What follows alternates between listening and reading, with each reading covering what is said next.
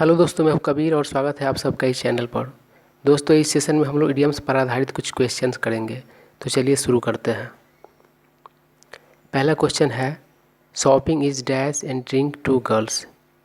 और ऑप्शंस है, पहला मीट, दूसरा सॉसिज, सॉसिज का अर्थ होता है कबाब, तीसरा ब्लड, चौथा वाटर। तो दोस्तों, पिछले एक वीडियो में हमारे एक दोस्त ने सभी ऑप्शंस को रिपीट करने के लिए कमेंट किया था। तो मुझे लगता है कि सभी ऑप्शंस को रिपीट करने के बजाय अगर मैं सभी ऑप्शंस को धीरे धीरे बोल दूं तो फिर भी आपके पास सही ऑप्शन चुनने के लिए अच्छा समय मिल जाएगा। तो मैं सभी ऑप्शंस को धीरे धीरे बोल दिया करूँगा। तो दोस्तों, इस क्वेश्चन के लिए सही ऑप्शन है ए। दोस्तों, इंग्लिश का एक मुहावरा होता है meat and drink to somebody, और उसका अर्थ होता है कोई वैसा चीज़ जिसको कोई बहुत ज़्यादा एंजॉय करता हो। तो इस सेंटेंस का अर्थ हुआ कि शॉपिंग को गर्ल्स बहुत ज़्यादा एंजॉय करती है। दोस्तों, यह मुहावरा एक अन्य अर्थ भी देता है, और वह अर्थ होता है कोई वैसा चीज़ जिसको डील करना किसी के लिए बहुत ही नॉर्मल बात हो। सेंटेंस के द्वारा इसको समझिए। सेंटेंस है, repairing cars is meat and drink to mechanics. इसका अर्थ हुआ कारों को रिपेयर करना मैकेनिक्स के लिए बहुत ही नॉर्मल बात है। दोस्तों, इस सेंटेंस में कार्स के बाद इज का प्रयोग किया गया है। तो ध्यान रखना है, इज का प्रयोग रिपेयरिंग के लिए हुआ है, ना कि कार्स के लिए।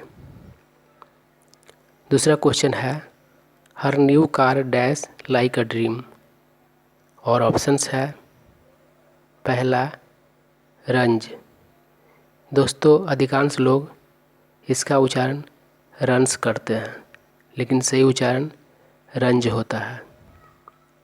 दूसरा गोज, तीसरा कम्ज, चौथा रिटर्न्स। और सही ऑप्शन है बी। दोस्तों, इंग्लिश का एक मुहावरा होता है गो लाइक अ ड्रीम, और उसका अर्थ होता है बहुत अच्छे से काम करना।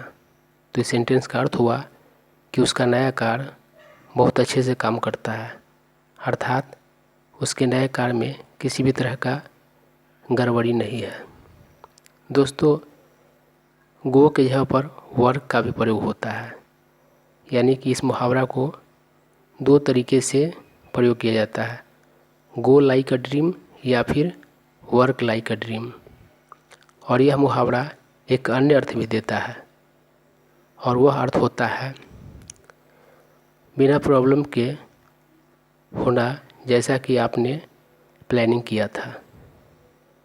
तो सेंटेंस में इसको समझिए। Her birthday celebration went like a dream, अर्थात उसका बर्थडे सेलिब्रेशन बिना कोई प्रॉब्लम के हुआ, वैसा ही जैसा कि उसने प्लानिंग किया था। तीसरा क्वेश्चन है, the expensive bike is his pride and dash. और ऑप्शंस है, पहला वेन। वेन का अर्थ होता है व्यर्थ, और इसका एक अन्य अर्थ भी होता है, वह होता है अहंकारी। दूसरा जॉय, तीसरा ईगो, चौथा डिलाइट। और सही ऑप्शन है बी। दोस्तों, इंग्लिश का एक मुहावरा होता है समबडीज प्राइड एंड जॉय, और उसका अर्थ होता है आनंद या संतुष्टि उत्पन्न करने वाला व्यक्ति या वस्तु। तो इस सेंटेंस का अर्थ हुआ कि एक्सपेंसिव बाइक उसका आनंद उत्पन्न करने वाला वस्तु है। द का प्रयोग किया गया है, अर्थात किसी खास एक्सपेंसिव बाइक का बात हो रहा है। चौथा क्वेश्चन है, don't shoot from the dash. और ऑप्शंस है, पहला लीप, दूसरा फुट, तीसरा हिप और इस हिप का अर्थ होता है ढेर। चौथा हिप और इस हिप का अर्थ होता है जो कि हमारा बॉडी से संबंधित होता है। तो दोस्तों इस क्वेश्चन के लिए सही ऑप्शन है डी। दोस्तों इंग्लिश का एक मुहावरा होता है शूट फ्रॉम द हिप और उसका अर्थ होता है पहले बिना सावधानी पूर्वक सोचे क्विकली प्रतिक्रिया देना। तो इस सेंटेंस का अर्थ हुआ कि पहले बिना सावधानी पूर्वक सोचे बगैर क्विकली प्रतिक्रिया मत दो। तो दोस्तों ध्यान रखना है, चौथा वाला क्वेश्चन के लिए सही विकल्प है डी। पांचवा क्वेश्चन है he had to dash through many hoops to get the job. और ऑप्शंस है पहला क्रॉस, दूसरा पास, तीसरा जंप, चौथा रन और सही ऑप्शन है सी। दोस्तों इंग्लिश का एक मुहावरा होता है जंप थ्रू हुप्स और उसका अर्थ होता है कोई चीज़ अचीव करने के लिए डिफ़िकल्ट और कॉम्प्लेक्स चीज़ों को करना।